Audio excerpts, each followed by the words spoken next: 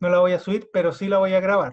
Muchas gracias, Camila, porque se me había olvidado nuevamente apretar el botón de grabación.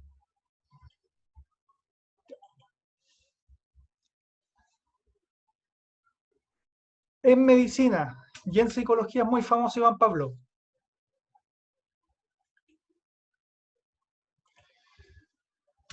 A ver, Pavlov es un ruso que a finales del siglo XIX se le ocurre investigar el sistema gástrico de los perros. Nadie en la actualidad tiene idea por qué lo hizo Pavlov. No, la verdad es que si le hubiese resultado su experimento, nadie lo conocería. De hecho, lo conoce porque no le resultó.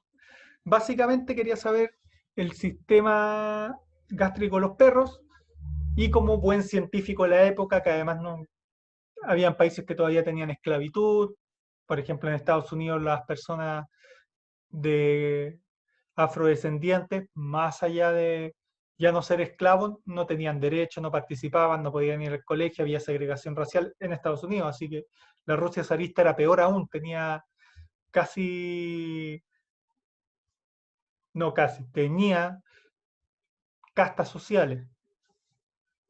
Habían personas que tenían muchos menos derechos que otros. Exactamente, el condicionamiento.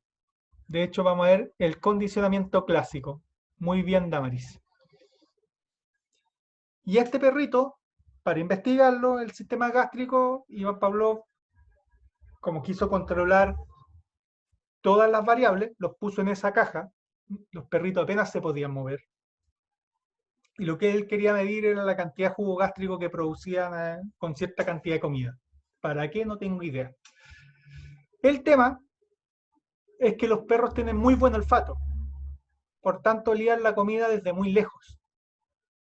Entonces le estaban preparando la comida, los perros olían, empezaban a salivar y lamentable, y eso le echó a perder el experimento a Pavlov, que hizo Pavlov, como los científicos de esa época, como ya dije, éticamente a los seres humanos los tratábamos mal, a los animales no tenían ninguna clase de derecho, beneficio ni nada, simplemente les cortó, no sé si le cortó la nariz o le cortó el nervio olfativo, es decir, los dejó, no sé cómo se dice cuando alguien no tiene olfato. Quizá alguno de ustedes me puede ayudar, sé que alguien sin vista ciego, sin voz mudo, pero no sé cómo se llama alguien que queda sin olfato, pero básicamente los dejó sin poder reconocer ninguna clase de olor, para que no le arruinaran el experimento. Y para, y para hacerlo más controlado aún, los puso en un cuarto oscuro, entonces los perritos pasaban todo el día encerrados en una caja pequeñita, donde no se podían mover, más encima le habían cortado o la nariz o el nervio olfativo, por tanto no podían oler nada, y a oscuras, no veían nada. Pero los ayudantes de Pavlov necesitaban prender la luz para poder ingresar a la sala del laboratorio y darle la comida a estos perritos. Y para eso prendieron, apretaban el interruptor, prendían la luz. ¿Y qué pasó? Que se le echó nuevamente a perder el experimento a Pavlov porque cada vez que prendía la luz, los perros empezaban a salivar. Y todas las mediciones que tenían se le echaban a perder. Entonces Pablo quedó sorprendido porque, a ver, podía entender que los perros salivaran si igual en la comida, pero ahora ya habían perdido el olfato y no veían la comida. Entonces, ¿por qué salivaban? Y ahí se descubrió la probablemente la cuestión más vieja que ha inventado la psicología, que se llama el reforzamiento, el, el condicionamiento clásico. ¿Qué quiere decir? Que a alguien se le, sobre todo a los animalitos, porque se experimentó mucho con animalitos, se le pueden enseñar conductas, se le pueden enseñar conductas a partir de estímulos que no tienen relación. Por ejemplo, nadie debiese salivar porque se le prende la luz, pero yo le puedo enseñar a un animalito, y como los seres humanos somos animales, a un ser humano a salivar cuando se prende la luz. Entonces, se creó o se probó por primera vez cómo aprendían los seres vivos. En ese momento la ciencia no estaba tan desarrollada como en la actualidad, por tanto nadie tenía idea cómo se aprendía. esta es la primera teoría de aprendizaje que hay en el mundo. Y por tanto se pensó o se ideó que si yo refuerzo una conducta, es decir, si yo, no es el concepto exacto, pero si yo premio a alguien por hacer algo, esa persona lo va a hacer más veces. Refuerzo la conducta, hago que pase más veces. Y también de castigo, que esta parte no funcionó tan bien de la teoría, que si yo castigo a alguien va a dejar de hacer una conducta.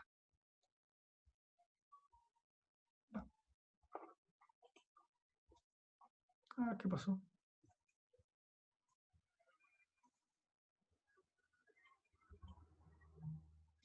Va.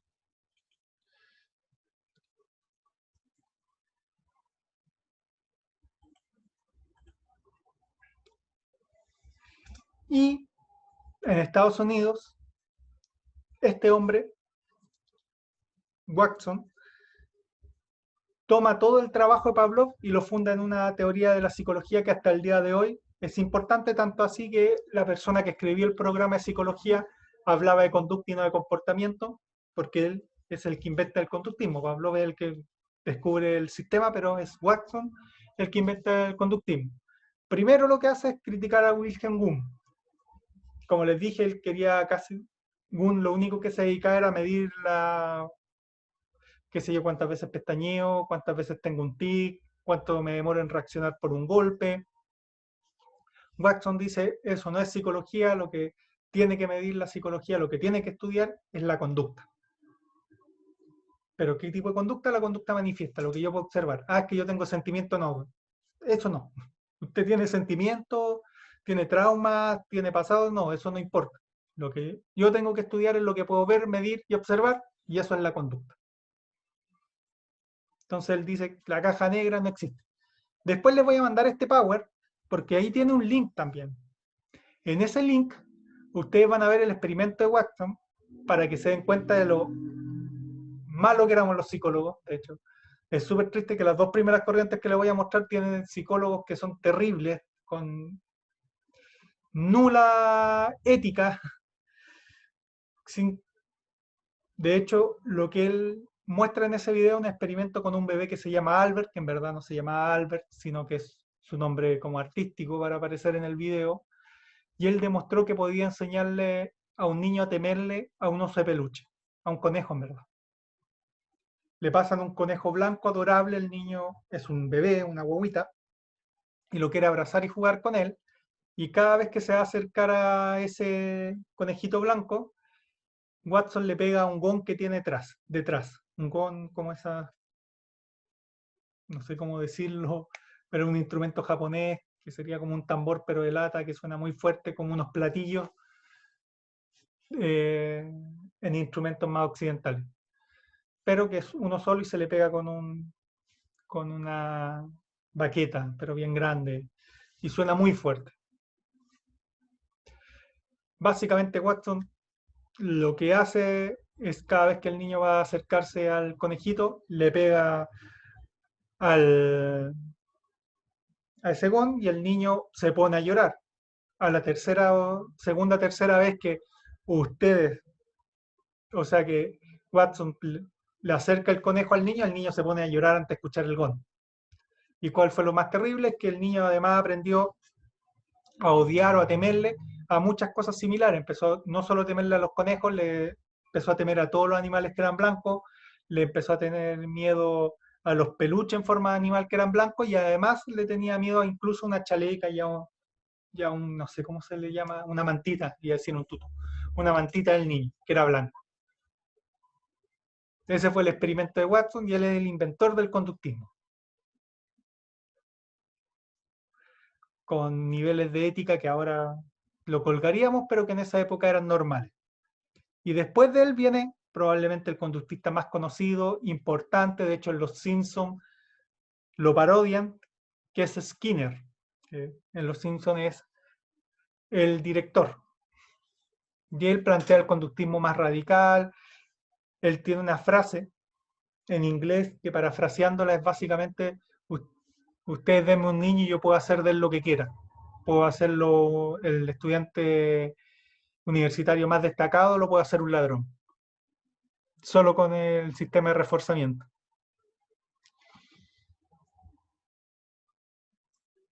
Catalina me pregunta qué es la caja negra. La caja negra era el nombre que le ponían los conductistas a lo que nosotros en la actualidad, los conductistas no tenían este nombre no existía en esa época, procesos cognitivos. La caja negra sería la memoria, serían las emociones, serían las cogniciones, la parte de mi cerebro que me dice, no, mejor esto no hay que hacerlo, es la parte donde están todos nuestros procesos cerebrales superiores. A eso, por ejemplo, si yo digo, no, me gusta jugar a la pelota porque me divierto, eso para un conductista le da lo mismo. Toda la parte de me gusta, el me divierte, el soy feliz, era la caja negra. Si yo digo, no, es que cuando chiquitito mi papá me llevó al estadio y me encantó el estadio, poco. Eso, caja negra, no se puede medir. Ellos todo lo que no pudieran medir, pero que supuestamente pasaba en nuestro cerebro, le llamaban la caja negra. Porque nadie, en su pensamiento, nadie puede acceder a eso. Esa es la caja negra, Catalina. Espero que te haya quedado claro, si no me avisa y... Bueno, como dije, aparece Skinner, que es parodiado en Los Simpsons.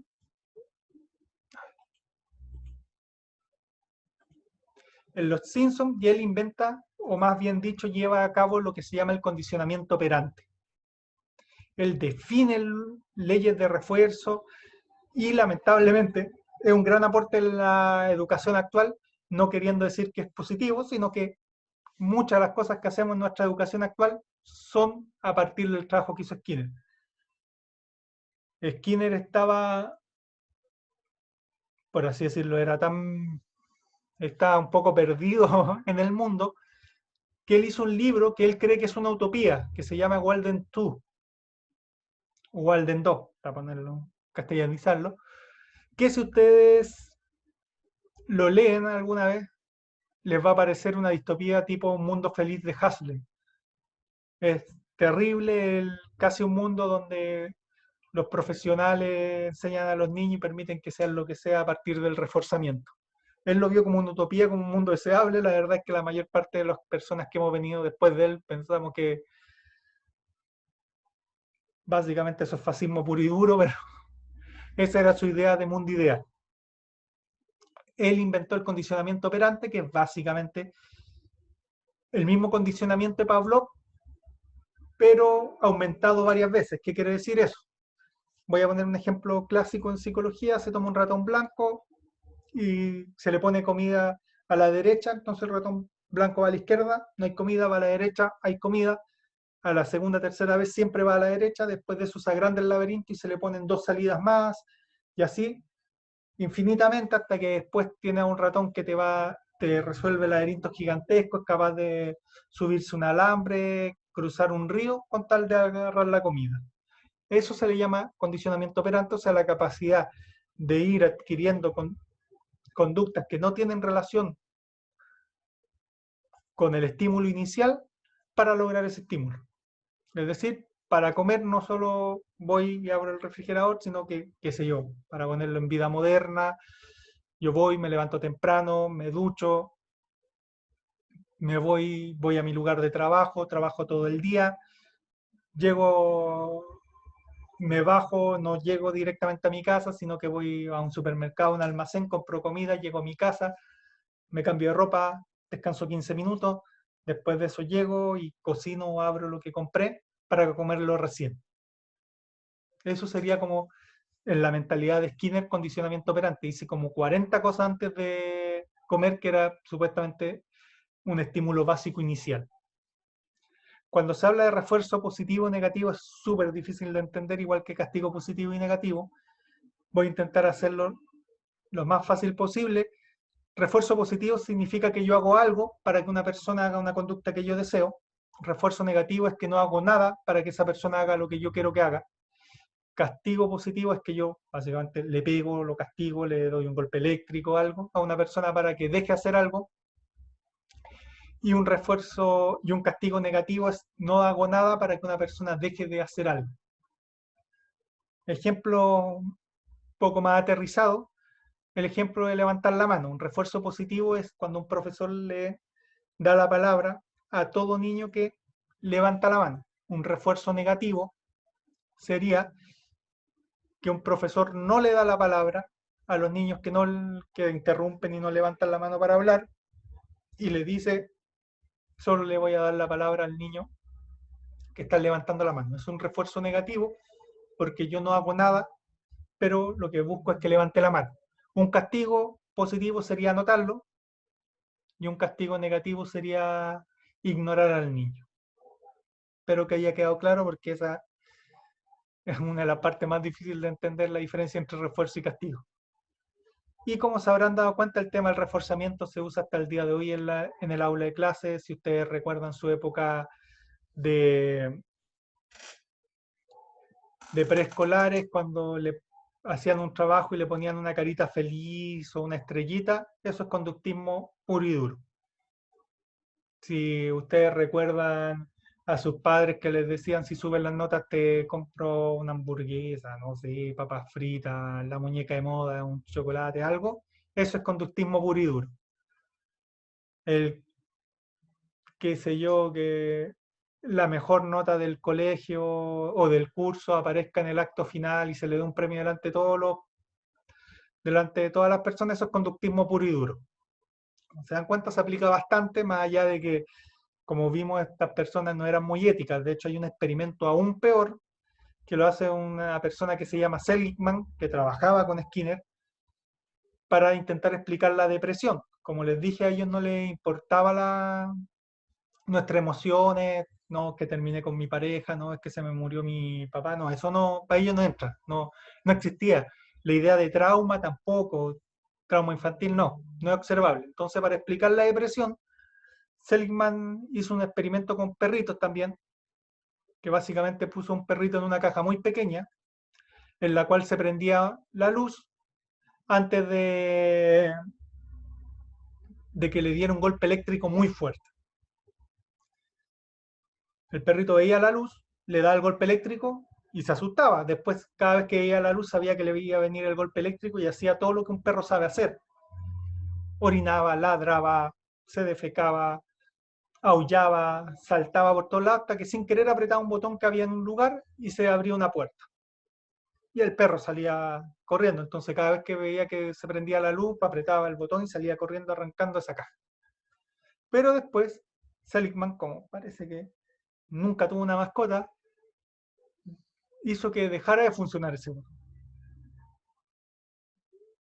Y el perrito, cuando prendía la luz, apretaba como loco el botón, dejaba de funcionar y recibía el golpe eléctrico. Al tercer o cuarto golpe eléctrico recibido, el perrito nunca más volvía a apretar ese botón, se iba a un rincón de la jaula, se le caían los pelos y terminaba muriendo, a pesar de que el botón después Seligman lo volvía a hacer funcionar. Y con eso querían explicar la depresión. A eso se le llama desesperanza aprendida y básicamente implica que cuando yo intento 10 veces, 20 veces hacer algo y no me resulta, en algún momento me aburro, me voy a un rincón y no me muero ni se me cae el pelo, espero, pero sí me da lo que nosotros denominaríamos depresión en la actualidad. Solo como tips, el profesor que me enseñó esto en la universidad siempre nos dijo dos cosas para el éxito en su relación de pareja. Nunca regalen flores o chocolates cada vez que se mandan una embarrada, porque su pareja va a saber que se mandaron una embarrada la segunda vez y le va a tirar las flores o los chocolates por la cabeza.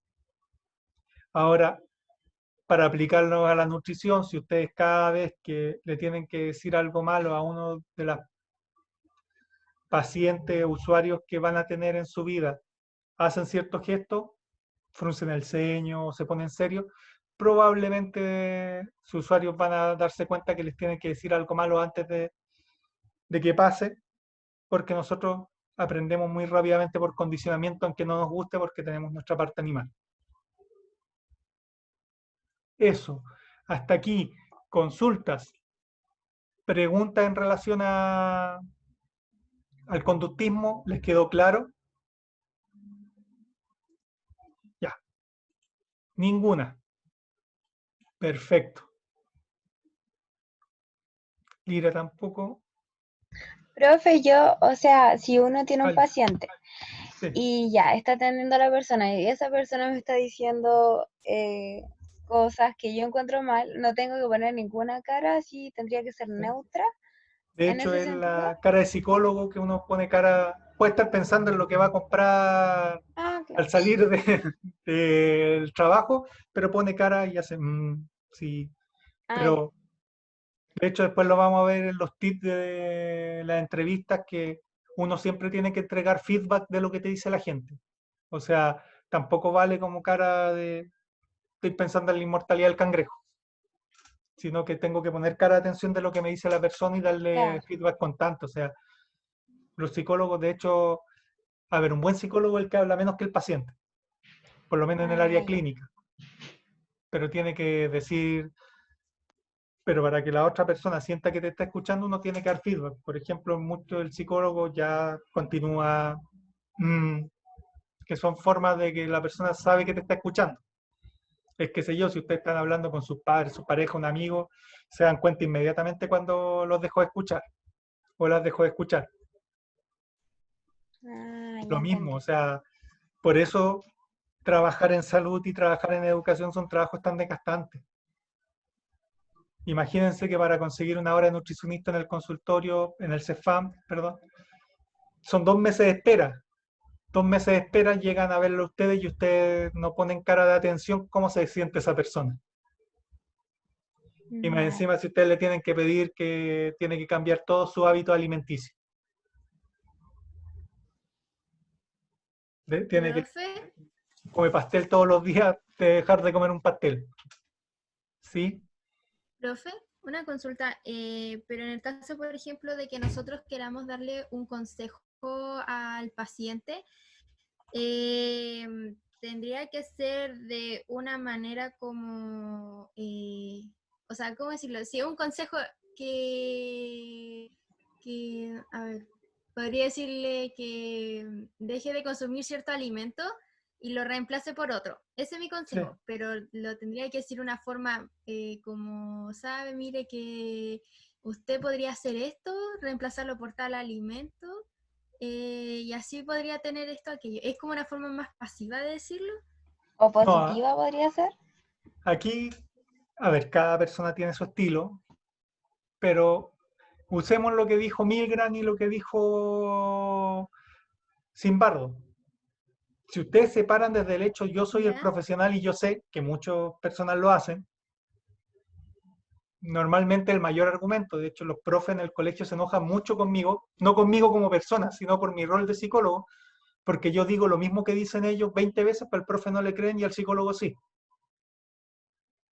Es súper triste para los profes, la verdad, que no les crean lo que dicen 20 veces a los apoderados, se lo digo yo y los apoderados me creen a pie juntillas.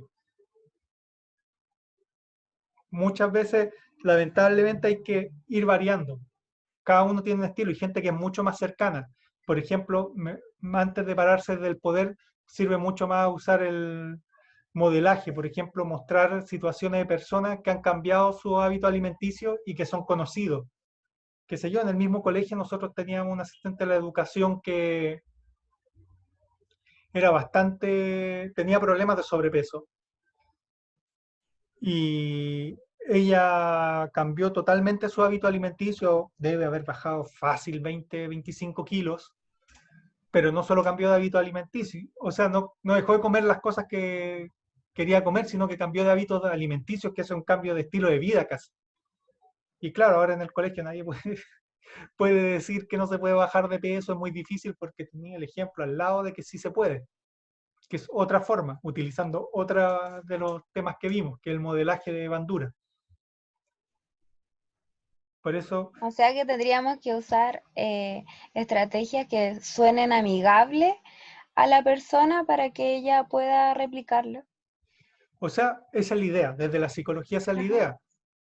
Hay gente que después de 20 años de ejercer se le ha olvidado ser amigable y simplemente dice yo soy el doctor, haga lo que yo digo y si no, me importa bien poco. Ay, O sea, cada persona tiene su estilo, qué sé yo. Vamos a ver psicoanálisis, les voy a enseñar lo que es la transferencia, pero básicamente, por ejemplo, si un nutricionista es, qué sé yo, Profe, apolíneo. Sí, dale. disculpe que la interrumpa, pero basado en lo que le dije recién de mi pregunta, o sea, respecto al paciente, ¿él va a entender de buena forma de que, debo hacer esto? O sea, lo que Porque pasa, aparte que yo se lo digo como profesional, sino se lo digo como, como un consejo más que como como un deber. Entonces, en el aspecto psicológico, ¿eso está correcto? ¡Un Michi! quería aparecer en la grabación. Mira, lo que pasa es que psicológicamente las dos cosas están correctas porque las dos funcionan.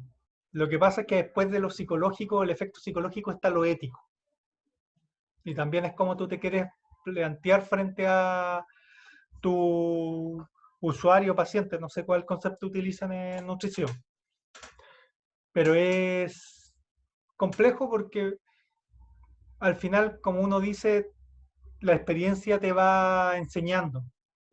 O sea, hay veces que hay personas que necesitan, que están acostumbrados, por mucho que uno no quiera plantarse desde el poder y decirle, ¿sabe? Yo soy la nutricionista, en su caso, nutricionista, estudié 5 años esto, tengo un posgrado, así que hágame caso.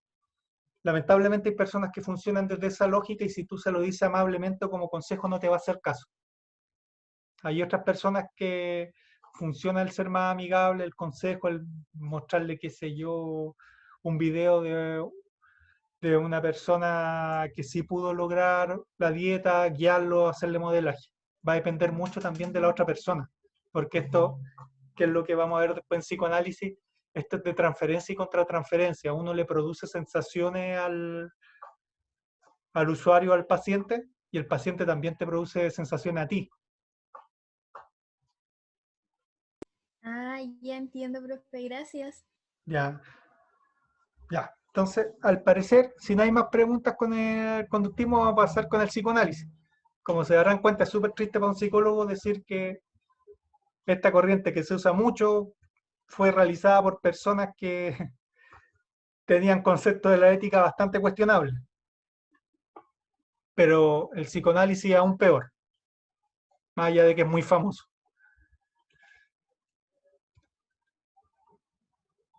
A ver. ¿Por qué no me pasa? Perfecto. Ya. El psicoanálisis, para hacer el contexto histórico, nace en Austria, Viena. De hecho, bueno, nace por el trabajo de Charcot, que es un psiquiatra, que en esa época tampoco se llamaban psiquiatras, sino que se llamaban como neurobiólogos, tenían otro nombre. Un neurólogo, podríamos decir, de la actualidad, pero que actuaba como psiquiatra, y que él hizo varios experimentos de hipnosis. Eso que se imaginan con el péndulo, duérmase, y se dio cuenta o planteó de que existía algo que se llamaba inconsciente, sin explicar qué era el inconsciente.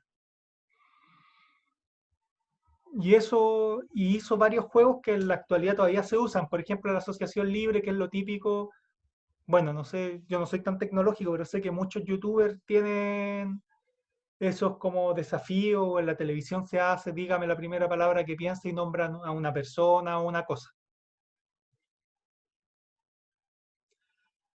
Y también él planteó, a eso se le llama asociación libre, asociar libremente, y supuestamente que si yo asocio libremente, bueno, voy a plantear, si cada vez que me dicen algo yo digo algo relacionado con la sexualidad, para pensar que tengo un problema en la sexualidad, si me nombran, qué sé yo, palte y yo pienso en matar a alguien, van a decir que tengo violencia interna, que está, por así decirlo, en mi inconsciente, no en mi consciente. Y después viene la idea de la interpretación de los sueños. Todo esto que tenía Charcot lo toma otro doctor, psiquiatra vienés, o por lo menos que vivía en Viena, que es mundialmente conocido, que se llama Freud. A ver, Freud, moralmente, probablemente sea una de las peores personas del mundo, pero es un genio y la mitad de las cosas que él postuló hasta el día de hoy se utilizan en la psicología.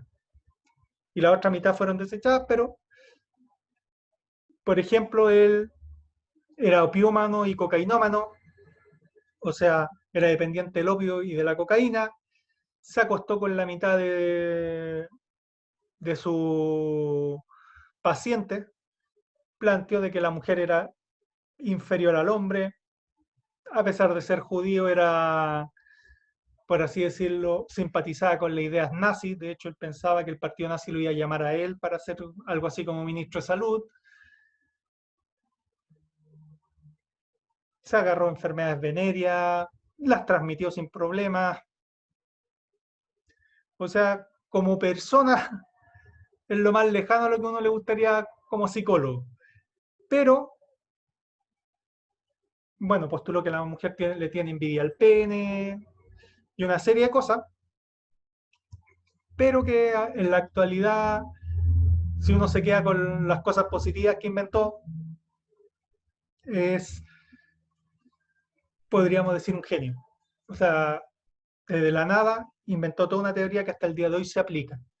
Por ejemplo, había una enfermedad que en esa época se llamaba histeria. A ver, quiero contextualizarla. Imagínense una sociedad donde una mujer no puede expresar nada que no sea socialmente adecuado. No puede decir un garabato, no puede sentarse de ciertas formas, no puede estudiar, no puede hacer ciertas, tiene que ser como una muñeca, esperar que llegue el príncipe azul que la salve y vivir y aceptar todas las órdenes que le dé de ese príncipe azul. Entenderán que la posibilidad de que esas mujeres no se enfermen es bastante baja. O sea, yo en una sociedad que no me deja pensar, hacer nada, tengo que esperar que todo me lo ordenen y vivir y supuestamente ser feliz con eso, me voy a enfermar. Si a eso le agregan que una mujer no podía expresar rabia, qué sé yo, el marido la engañaba todos los días y llegaba curado todos los días y no podía expresar la rabia, eso producía lo que en la actualidad se llama trastorno de conversión. Como en esa época era más común en las mujeres, porque los hombres podíamos hacer lo que se nos diera la gana, pero las mujeres no, se llamó histeria, porque histeria viene de la raíz de útero, supuestamente era una enfermedad de mujer. Después, no se preocupen, se descubrió que los hombres también teníamos esta enfermedad y por eso se llama trastorno de conversión y se le quitó el nombre de histeria. Lamentablemente la idea de histérica hasta el día de hoy ha perdurado y se maltrata a las mujeres diciéndole histéricas. Pero Freud le da como todo un contenido teórico a la histeria. De hecho, para Freud no hay ni una sola persona sana. Les voy a dar él dice que hay un polo que se llama neurosis extrema, que estaría en la histérica, y otro polo que están los psicóticos, los que se desorganizan tanto que se vuelven locos, para ponerlo en palabras más simples. Pero que para Freud, para funcionar en nuestra sociedad, todos tenemos que ser neuróticos. Voy a poner un ejemplo. Si yo estuviese haciendo clase en la sala con ustedes, en una sala normal, y me dieran ganas de ir al baño, yo me aguanto las ganas de ir al baño. A eso Freud le llama neurosis. Porque tú estás aguantando, te estás aguantando tus necesidades básicas. Y en general en nuestra vida no aguantamos muchas cosas. Como profesores, que sé yo, un compañero acá dijo que quería ir a almorzar, y si a menos que esté con el plato de comida frente al computador, probablemente no ha almorzado. Él se está aguantando necesidades básicas por estar presente en la clase. En nuestra vida muchas veces tenemos sueños, no tenemos ganas de ir al colegio, en mi caso, a trabajar, a lo mejor ustedes no tienen ganas de ir a la universidad y pelear en la familia, pero tienen que mostrar una sonrisa, todo eso serían gestos de neurosis. Por tanto, Freud dice que en verdad todos estamos enfermos porque tenemos grado de neurosis, porque si hiciéramos lo contrario, nos habrían tachado de loco hace mucho tiempo.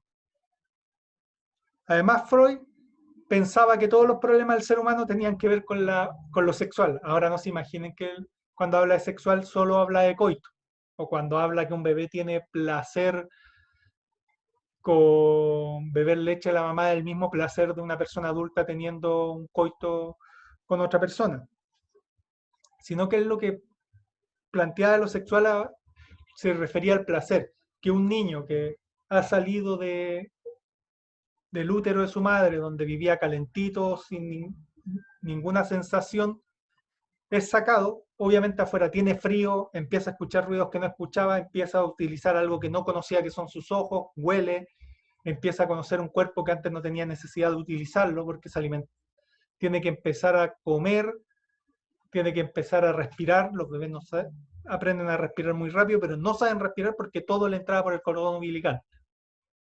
En ese sentido, Freud lo que dice es que cuando la mamá lo acerca a su pecho y bebe leche, él se siente querido y se siente con placer. Después sí, su teoría se va cada vez poniendo más, por así decirlo, más tirado a lo relacionado con el coito y las relaciones sexuales propiamente tal. Y todo lo relaciona con eso, y por supuesto, como las mujeres no tienen pene, siempre van a ser inferiores al hombre porque nos tienen envidia a nuestro miembro masculino que nos hace personas completas. Después, otro de los elementos básicos de su teoría tiene que ver con el ello, el yo y el superyo. El ello, a ver, Freud, aparte de ser una persona moralmente reprobable, es una persona que no cree en el ser humano. O sea, para él nosotros somos lo más cercano a un animal con rabia en el mundo. O sea, somos envidiosos, somos lujuriosos, somos violentos, y si no existieran las leyes, nosotros mataríamos a palo a quien pudiéramos, violaríamos, porque siempre se centra desde la mirada del hombre, violaríamos a las mujeres que quisiéramos, y estaríamos intentando, y si alguien es más fuerte que nosotros, buscaríamos alianza para matar a ese más fuerte, pero después para matar a mi alianza, para yo quedarme con todo lo que quiera. Esa es la idea de que Freud tiene el ser humano, y a eso, a todos esos impulsos, le llama el ello. Después viene otra parte que se llama el superyo, que el superyo serían todas las normas sociales que se han internalizado en nosotros, que nos dice, no lo hagas, es malo, violar te van a mandar a la cárcel, si robas te van a mandar a la cárcel, si asesinas te van a mandar a la cárcel. El superyo son todas las normas sociales. Y el yo es lo que resulta de esta tensión entre estas dos cosas, entre todas las ganas de lo que quiero hacer, todo lo que la sociedad me dice que no haga, y el yo es lo que surge de esto. O sea, mi conciencia, y a ver, un ejemplo clásico de Freud, qué sé yo, estoy en la universidad, en su etapa universitaria, tengo ganas de tener relaciones sexuales, pero no puedo violar a quien pueda, entonces tengo que buscar situaciones donde haya más facilidad de tener relaciones sexuales.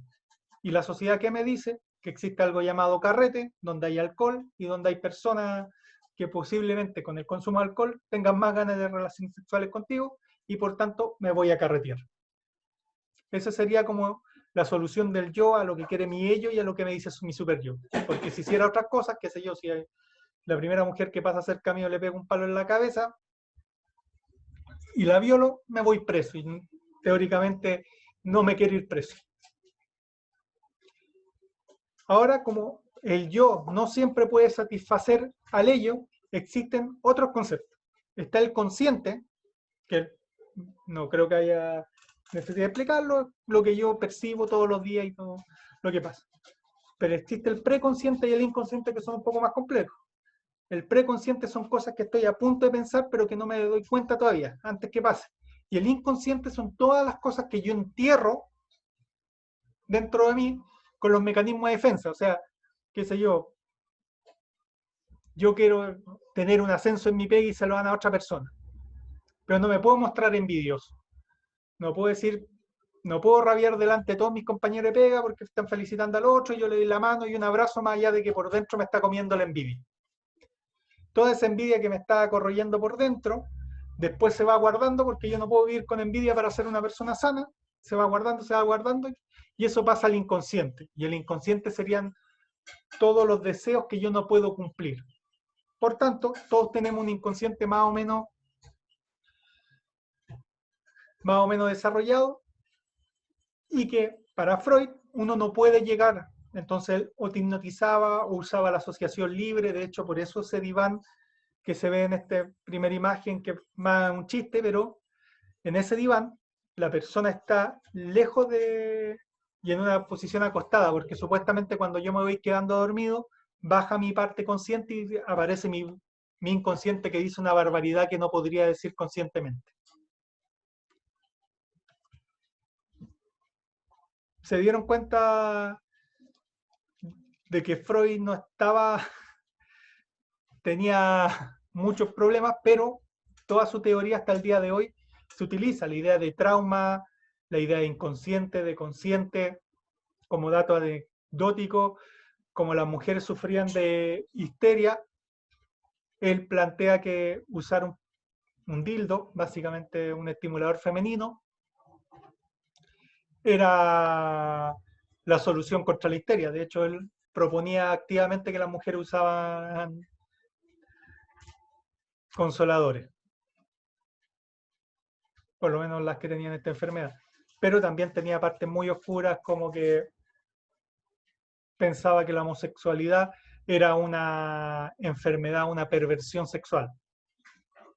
De hecho, Freud, entre sus joyitas, inventan lo que estábamos hablando hace un rato, la transferencia y la contratransferencia. ¿Cómo descubre la transferencia? La transferencia es lo que yo le produzco al paciente. ¿Qué sé yo? Yo no soy así, pero si alguno de los chiquillos acá que están estudiando nutrición son apolíneos, o sea, tienen una espalda de 2 metros, miden 1,80 m, tienen músculo hasta por donde uno no se imagina, y como nutricionista tiene que trabajar con un hombre cuarentón, con ponchera, medio pelado, pucha, ese hombre no se va a sentir muy bien viendo a ese nutricionista hombre así. Lo mismo pasa al revés, o sea, mujeres que son 90, 60, 90, flacas, que parecen que son estupendas, que son la viva imagen de la nutrición de excelencia. Si atienden a una señora que tiene 40 kilos de sobrepeso, probablemente le cause una muy mala impresión a esa señora. A eso se le llama transferencia. O al revés, o qué sé yo, un nutricionista hombre gordito, una nutricionista mujer gordita, puede que le saquen en cara su sobrepeso cada vez que quiera dar un consejo de nutrición, a pesar de que ese sobrepeso puede ser parte de un problema de tiroides y no un problema de alimentación. Ahora, Freud, ¿cómo descubre la transferencia? Básicamente porque, recuerden, mujeres totalmente reprimidas, no podían decir nada de lo que sentían, van donde un hombre que no era guapo, pero que era bastante inteligente y que les escuchaba y les ponía atención. Eso hacía que esas mujeres en general se enamoraran de Freud porque le daba lo que en verdad buscaban de sus parejas, y Freud, ni tonto ni perezoso, tenía relaciones sexuales con ellas. Y así pasó la primera, segunda, tercera, cuarta, quinta, sexta, séptima, hasta que en un momento Freud en un insight dijo, parece que no soy que sea tan guapo, sino que yo le produzco algo que les falta a estas pacientes, porque él además atendía solo a pacientes de clase social muy alta que le podían pagar. Y dijo, parece que no soy yo, sino que es lo que yo le produzco a las personas. Y al revés, la contratransferencia es que el paciente te puede producir cosas a ti. Por ejemplo, en mi caso personal, yo siempre he comido mucho, y más allá de que ya tengo 36 años y voy subiendo de peso poco a poco, sigo siendo relativamente flaco, delgado. Entonces me cuesta mucho entender a personas que tienen problemas alimenticios, tanto las personas que van por el lado de la anorexia y bulimia, porque es algo que está muy alejado de mí, como las personas que tienen sobrepeso extremo y que tengan problemas de autoestima, por ejemplo, por esos temas. A mí me cuesta mucho simpatizar, más que simpatizar, empatizar con ellos. La transferencia es lo que te produce el paciente a ti. De hecho, en psicología se aconseja que si ciertos pacientes te producen sensaciones negativas, no lo atienden. Y de hecho es un consejo que se les da no solo en la psicología, sino en todas las ciencias de la salud. O sea, si ustedes como nutricionista hay una persona que les causa mala espina, que les produce algo negativo, es mejor no atenderlo porque probablemente no hagan un buen trabajo. Y, por supuesto, si un psicólogo en la actualidad se acuesta con una paciente, se va preso. No, o sea, no hay doble lectura. O si una mujer psicóloga se acuesta con un paciente hombre, lo mismo. O sea, no hay doble lectura, pero en esa época no estaba tan desarrollado el tema de la ética, así que Freud, como dije, es un genio, pero era bastante reprobable como persona. Y aparte tenía otro efecto, para sumarlo a la lista. Jung es probablemente uno de los psicoanalistas más importantes del mundo, discípulo de Freud, y el otro efecto que tenía Freud es que si un discípulo de él decía algo contrario a lo que pensaba Freud, básicamente Freud lo negaba, decía que era un tonto y lo expulsaba de su círculo de pensamiento.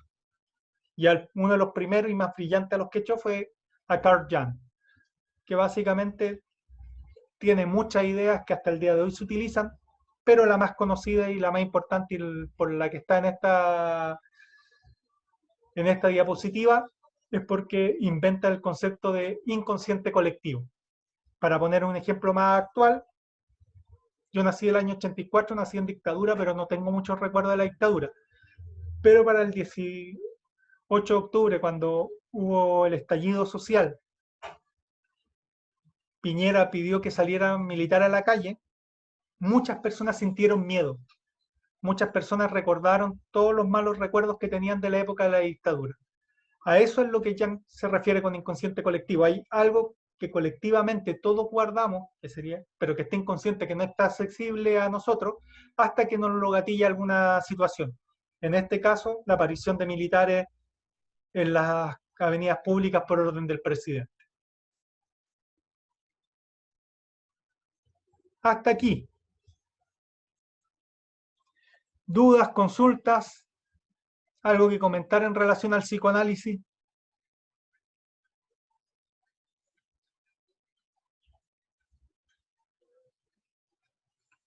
Están ahí, los perdí.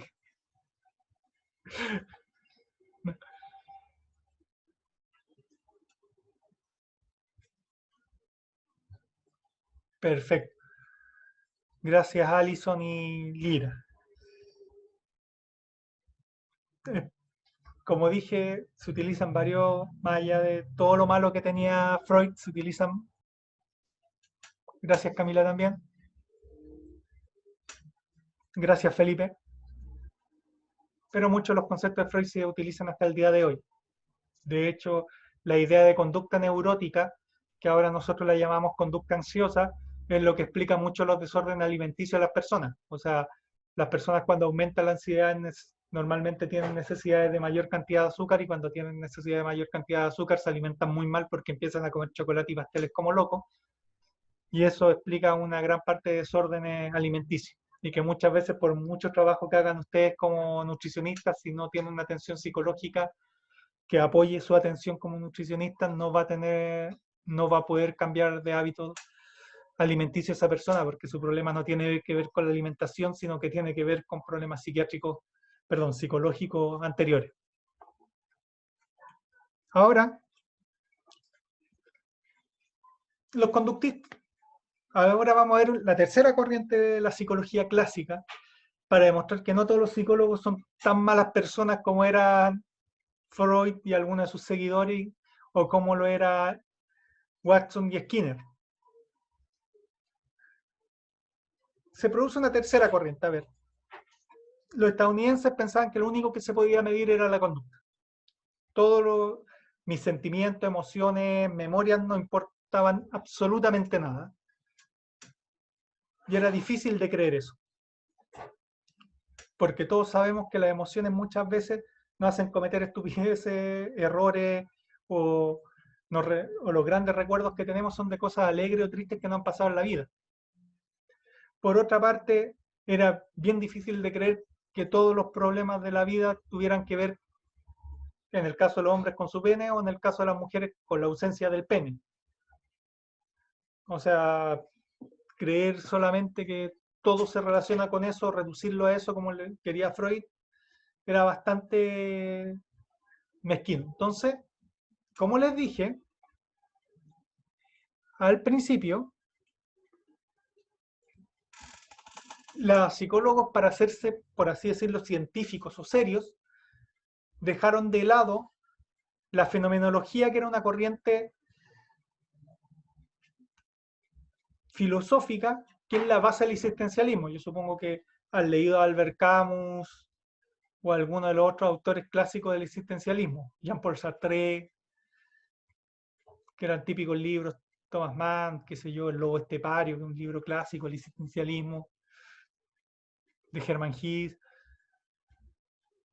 que es la base del existencialismo, y algunos psicólogos, más allá de que los llamara chanta o que los llamaran pseudocientíficos, se mantuvieron fieles a esta corriente más filosófica que se basa en la idea del humanismo, que las personas no somos intrínsecamente malas como planteaba Freud, o que no somos animales que se nos puede programar conductas buenas o malas, sino que somos algo más que eso. Y en los años 50 y 60 aparece un gran, ahora como persona mucho menos reprobable, de hecho bastante alabable porque como persona era bastante bueno, que es Carl Rogers, que es como el padre del humanismo. Se le conoció como la tercera fuerza porque habían personas que no querían pensar que los seres humanos éramos unos desgraciados que daríamos violando y matando si pudiéramos, y tampoco querían pensar de que no teníamos nada más que nuestro instinto animal y podíamos ser condicionados igual que un perro.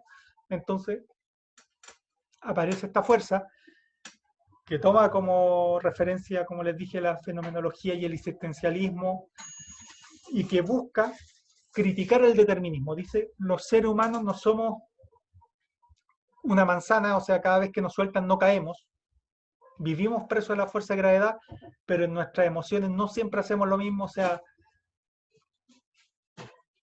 para dar un ejemplo, qué sé yo, probablemente cuando se juntan con sus amigos o amigas, utilizan un lenguaje que no lo utilizarían en el trabajo. O se pueden decir algún par de palabrotas o garabatos o formas que en otro contexto serían muy ofensivas, pero como son sus amigos o amigas, se los permiten. Él plantea que no, el mismo estímulo no causa la misma respuesta en los seres humanos, que los seres humanos tenemos contexto, que no somos determinables, y que, por tanto, la naturaleza humana, el bien básico, no es que seamos ni malos ni buenos, es que nosotros buscamos la trascendencia, buscamos trascender, buscamos ser más allá. O sea, yo no soy como un ratoncito que hace todo lo que hace por comida, no soy ese hombre de Freud que solo se mueve por impulsos, sino que yo busco trascender de mí mismo. O sea, yo no sería feliz si mi única actividad es satisfacer mis necesidades básicas. Si yo soy capaz de satisfacer necesidades más importantes, como por ejemplo, incluso renunciar a mí mismo para ayudar a los otros, esa es la verdadera esencia del ser humano. Para ponerlo en ejemplo, probablemente cuando ustedes entren al trabajo, no quiero asustarlos, pero muchas veces van a tener que trasnochar, van a tener que trabajar sobre tiempo, van a tener que vivir dentro de este sistema económico, pero si ustedes están satisfechos con su trabajo, lo van a hacer por un bien superior, no solo por ganar dinero, no solo por vivir mejor si son profesionales, sino que lo van a hacer para ayudar a un otro. En general, las carreras de la salud y la educación, las personas se posponen mucho. Yo veo mucho a los profesores hacerlo. Yo, como les dije, trabajaba en un colegio y veo a los profesores muchas veces posponerse ellos con tal de ayudar a un niño. Carl Rogers plantea que esa es la verdadera esencia humana, no lo que plantean las otras dos corrientes. Como se dan cuenta, es una corriente por lo menos mucho más bonita como persona.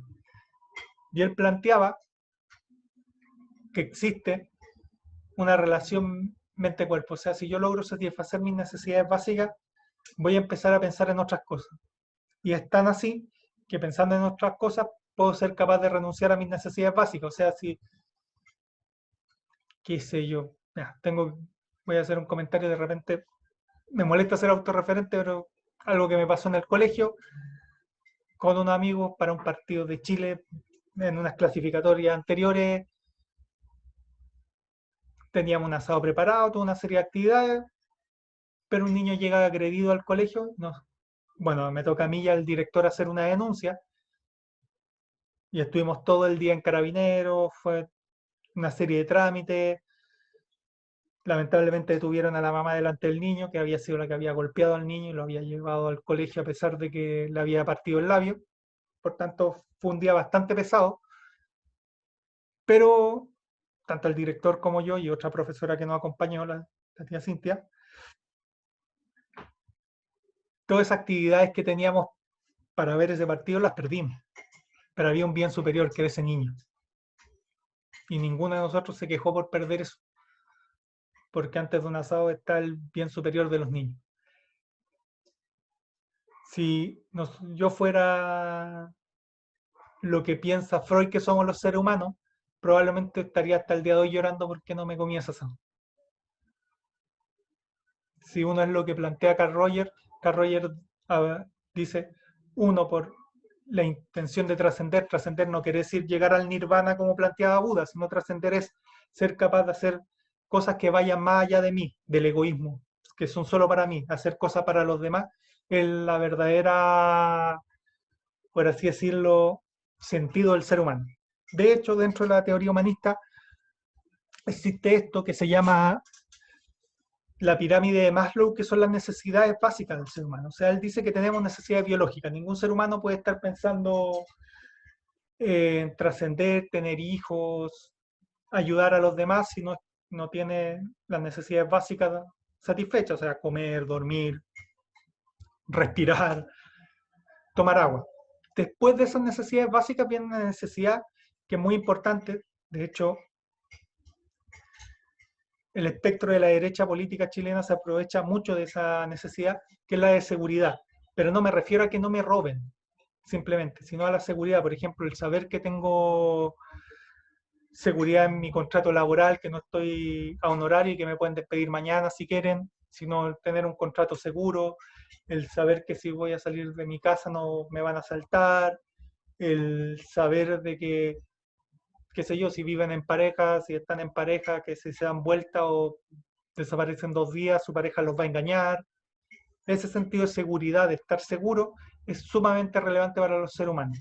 Después viene la de la afiliación, que básicamente significa el yo necesito compartir con otros. Para Maslow, la necesidad de compartir es muy relevante. O sea, una persona, un ermitaño, no logra satisfacer todas sus necesidades, no logra llegar a la trascendencia. Para trascender tengo que compartir con otro, estar con otro. Y el estar con otro provee la siguiente nivel de necesidad, es la de reconocimiento. Más allá de que uno crea que no, en general necesita que otra persona te diga, sabes, lo hiciste bien, sabes, te quiero, sabes, te apoyo. Eso es muy necesario, pero para que me lo den, primero debería haber comido, sentirme seguro, tener amigos, familia, personas que me respeten. Y a partir de eso me dan reconocimiento. Y después de que tengo todas esas necesidades básicas, llego a la autorrealización. Ahora Maslow lo que planteaba es que una vez que yo llego a la autorrealización, llego como a un nivel en que he logrado satisfacer mis necesidades básicas, me siento seguro, tengo amigos y me reconocen como una persona importante, yo puedo renunciar a las otras necesidades. Les voy a dar un caso de un libro escrito por otro humanista muy famoso, que es Víctor Frank. Frank nos lo hace leer mucho a los psicólogos porque él habla mucho de cómo hacer terapia, cómo relacionarse con los pacientes, pero tiene un libro muy autobiográfico porque él es superviviente de los centros de exterminio, los campos de concentración nazi. Él sobrevivió. Pero él tiene una frase feroz que es probablemente la frase más terrible que he leído alguna vez en un libro, que él dice que los mejores de nosotros murieron en esos campos de concentración. ¿A qué se refiere Víctor Frank? Que él dice que los mejores judíos murieron en los campos de concentración porque los mejores judíos habían llegado al nivel de autorrealización. Entonces parte del programa de humillación que hacían los nazis con los judíos era servirle la comida, por ejemplo, en estas, no sé cómo se llaman, chiqueras, bateas, que le dan comida a los caballos, a los cerdos. Básicamente los nazis decían, ustedes son cerdos, así que coman como tales. Y les servían comida a todo el mundo para que la sacaran con la mano, se pelearan por la comida y así justificar la matanza que después produjeron. Pero que los judíos que habían llegado a la autorrealización, a los que Víctor Frank se refiere a los mejores de nosotros, no estaban dispuestos a comer en esas condiciones y preferían morir de hambre antes de renunciar a su dignidad. Eso es lo que Maslow diría autorrealización. O sea, llegué a tal nivel de desarrollo de mi persona que estoy dispuesto a morir de hambre antes de humillarme. Estoy dispuesto a sacrificarme por otro. Prefiero no comer si van a comer los niños, porque lo importante son los niños y no yo. Esa es la idea que tiene Víctor Frank. Y esa es la idea que un poco plantea el humanismo como tercera fuente, como tercera vía, la psicología humanista, rogeriana. Hasta aquí, chiquillos. ¿Alguna duda, consulta?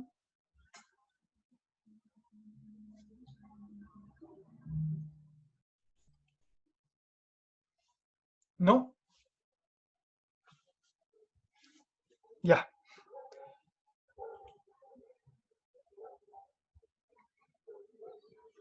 Perfecto.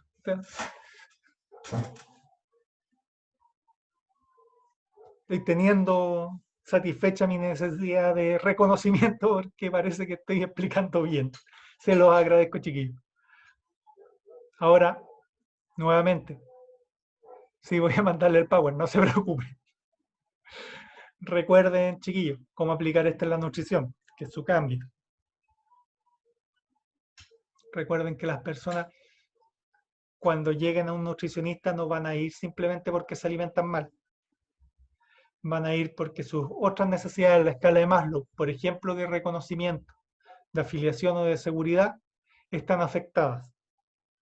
Por ejemplo, una mujer que lamentablemente, por no estar dentro de los cánones de belleza occidentales, ser más gordita o tener un sobrepeso, no va a ir solamente por el sobrepeso, puede ir porque se siente insegura en su relación de pareja, puede ir porque los supuestos amigos o compañeros de trabajo la molestan todo el día porque está con sobrepeso, puede ir porque siente que no se le reconoce lo que hace y se premia a las personas que están más de acuerdo con los cánones de belleza occidental y qué sé yo, tiene una compañera que hace lo mismo que ella, pero es una Barbie, que le reconozcan a ella y no que le reconozcan a esa compañera de trabajo y no a ella. Por eso es importante la parte de la pirámide de Maslow. Y para finalizar, vamos a pasar una cuarta escuela, para hacerlo un poco más distendido, porque entiendo y le agradezco que se hayan mantenido concentrados todo este rato. Yo sé que le ha costado y que de repente me extiendo mucho.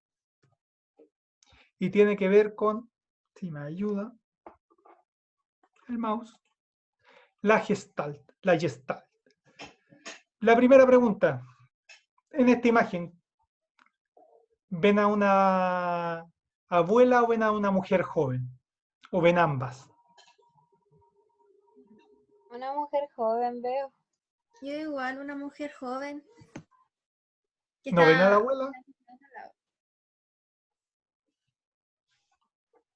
La estoy Yo sí. tratando de buscar. Veo más una abuela que una persona joven. ¿Dónde Damari, está la te viejita? felicito porque pudiste ver a ambas. Mira, voy a hacer... Ah, ya la vi. Perfecto, los que distinguen las dos, a los que no, se los voy a señalar rápidamente. Espero que se ve el puntero del mouse, ¿no es cierto? Sí. Ya. Esta parte es el pelo de la señora de mayor edad, su nariz, sus ojos, su boca y su pera. Por su parte, la mujer joven está de perfil, Ah, sigue yo la siendo vi. este el pelo, pero el ojo de la señora de mayor edad es su oreja. Este sería el otro ojo. Esta parte que se ve aquí es la nariz. Este es el perfil de la cara, el cuello, supongo que algún tipo de collar, y la parte inicial de su pecho. Espero que la haya quedado o hayan podido ver ambas ahora que se las mostré. Profe, ¿y ¿Sí? tiene un significado eso? A ver, la Gestalt dice que no, sino más bien podríamos decir que es con la donde más que la mitad de tu cerebro que es dominante, tiene que ver con tus recuerdos y con tus propias experiencias personales. O sea, por ejemplo, qué sé yo, si alguien estaba justo cuando le pregunté pensando en el abuelito, va a ver la abuelita. Si a lo mejor estaban pensando en una amiga, en ustedes mismas, entiendo que la mayoría de ustedes son jóvenes, van a ver a la mujer joven. Los psicoanalistas, por supuesto, van a decir que esto es una proyección de su subconsciente y si vieron una abuelita, no es que estaban pensando en su abuelita, sino que tienen un problema de autoimagen gigantesco, o si ven una mujer joven, desearían ser así de bella. Como dije, el psicoanálisis saca lo peor de nosotros. La Gestalt no se metía en eso. La Gestalt, Gracias, profe. ya, la Gestalt, por ejemplo, aquí también una imagen icónica, si ustedes lo buscan por internet va a aparecer muchas más cosas. Ve el tema, aquí se ve una copia y dos caras, ve el tema de la forma, del fondo, de cómo percibimos.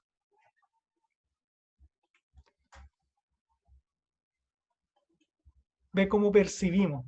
Se da cuenta, antes de que existiera el constructivismo y antes de que escribiera su primer texto Varela, perdón, Maturana y Varela, el árbol del conocimiento, antes que escribieran el árbol del conocimiento, ellos, parece que aquí la mayoría pudo ver ambas, por lo que veo en el chat,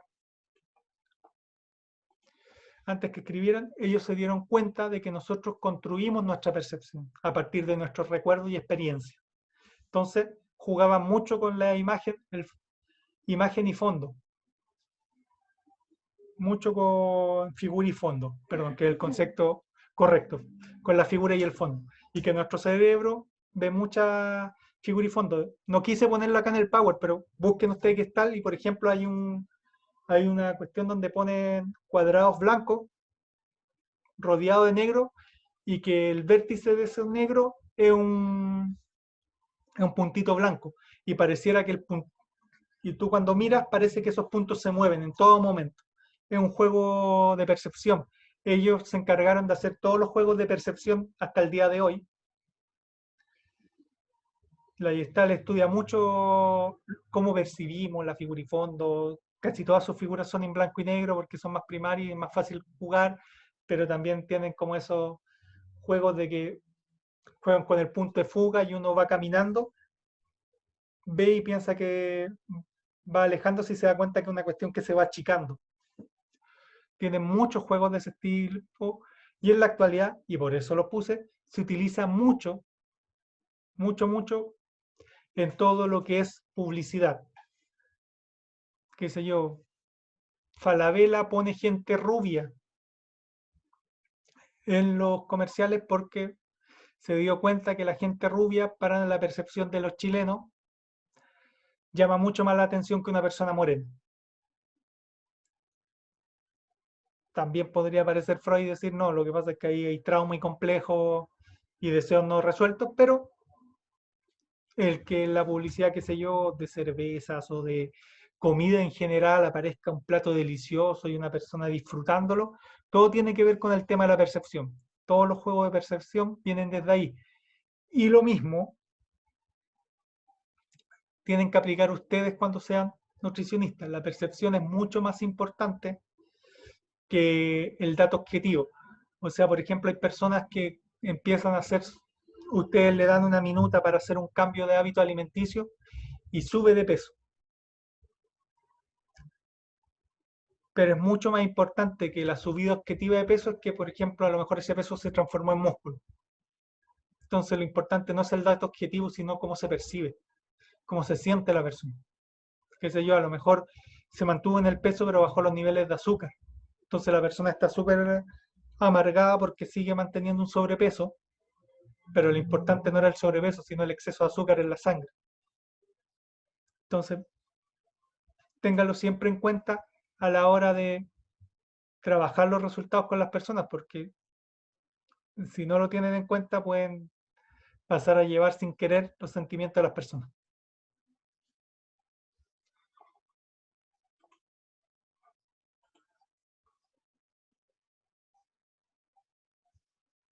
Sí, Lira, tienes razón. El de contar cuántos puntos blancos y negros hay. Ya. Creo que me extendí más de lo que quería, aunque terminé, según el horario que me dieron, 25 minutos antes. Espero que les haya quedado claro. Como les dije, apenas termine el Zoom, se demora un poco en convertir el video, lo voy a subir a YouTube y mandarles el link junto al Power. ¿Tienen alguna pregunta, consultas?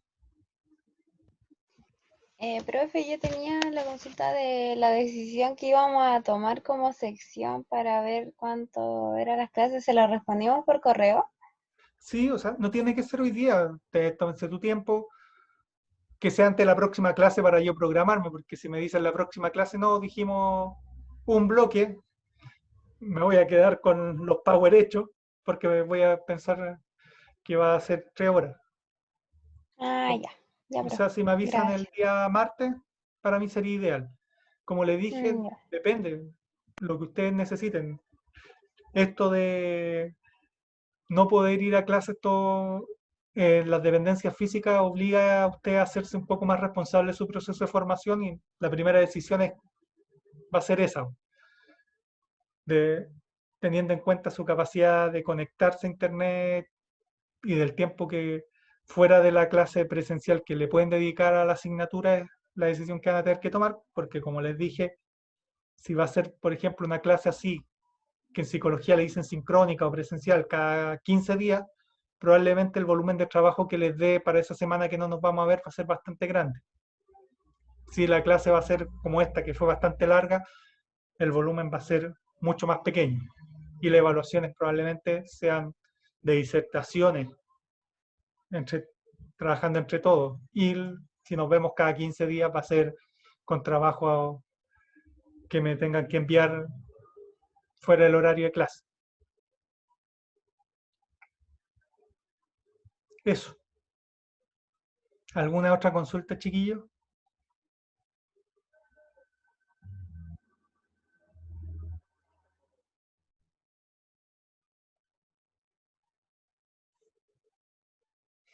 Al parecer no.